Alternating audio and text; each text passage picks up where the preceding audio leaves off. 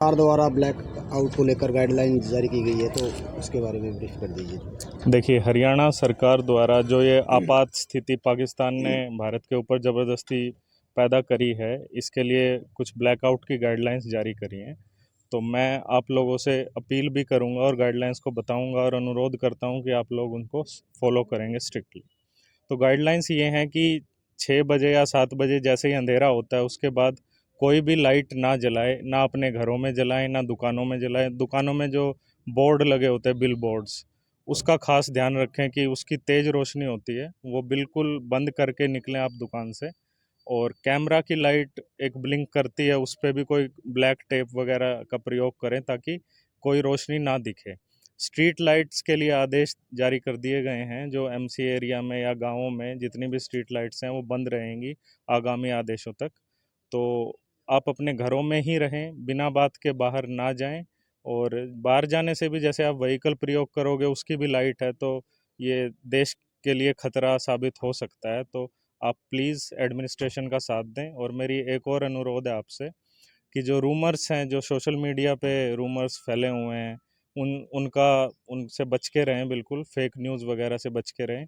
और एडमिनिस्ट्रेशन जो बात कह रहा है सिर्फ उस पर ध्यान दें। और अभी स्थिति बिल्कुल कंट्रोल में है। हमारे जो जवान हैं, हमारी सेना, तीनों जल सेना, थल सेना, वायु सेना हमारा बिल्कुल साथ दे रही हैं और एकदम सेफ्टी बनाए रखें और बनाए रखे हुए हैं।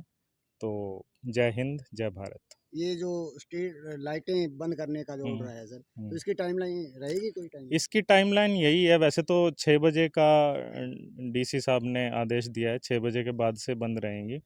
कहने का मतलब यही है कि अंधेरा जब से हो तब से ही बंद कर दी जाए।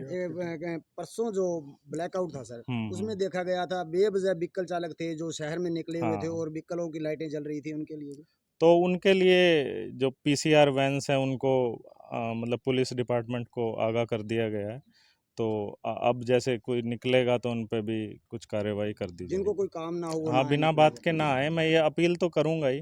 लेकिन अगर कोई फिर भी ज़बरदस्ती आ रहा है तो ज़रूर वो कुछ कार्रवाई के पात्र बनेंगे। सर, एक शादी का फंक्शन होता है, उसमें डीजे की लाइट हाँ, होती है। शादी के फंक्शन में काफ़ी तेज़ रोशनी होती है, तो हो सके तो एक इंडोर फंक्शन ही करें।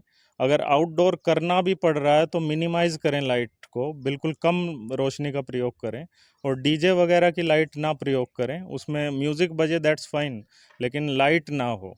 कोई इमरजेंसी नंबर जारी किया गया सर? इमरजेंसी नंबर जारी कर दिया जाएगा, बता दिया जाएगा आपको। अभी घबराने की जरूरत नहीं हाँ, है। बिल्कुल घबराने की कोई ज़रूरत नहीं है, प्रशासन आपके साथ है और इंडियन आर्मी, इंडियन गवर्नमेंट सब आपके साथ हैं।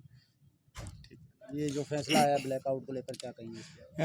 आज हमारे एसडीएम साहब एलनाबाद की ओर से एक मीटिंग भी बुलाई गई थी और मैं हमारे शहर की जनता को भी हम आश्वस्त कर दें कि जो हमारे मोदी जी का एक सशक्त नेतृत्व और हमारे साहब ने जैसे बताया कि भारतीय सेना का जो पराक्रम और शौर्य, इसकी महानता को देखते हुए हमारे कुछ जितने भी शहरवासी हैं, क्षेत्रवासी हैं, इनको घबराने की बिल्कुल भी तनिक भी ज़रूरत नहीं है।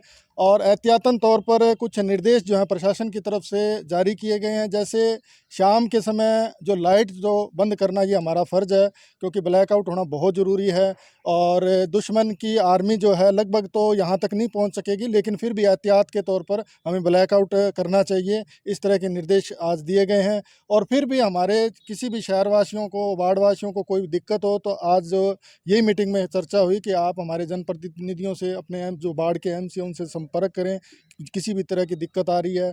और जिस तरह एसडीएम साहब ने बताया कि जो लाइटें जो हैं मैन क्या है कि घरों की लाइटें भी हम बंद कर लेते हैं, और उसके बाद जैसे टॉर्च की लाइट है या कैमरा की लाइट है या लेज़र लाइट है या व्हीकल की लाइट है, ज़्यादा से ज़्यादा ये कंट्रोल करें कि आप बाहर ना निकलें, ताकि इस तरह का हम कोई संभावना पैदा ना करें कि ये दुश्मन को इसका कोई फ़ायदा मिल सके।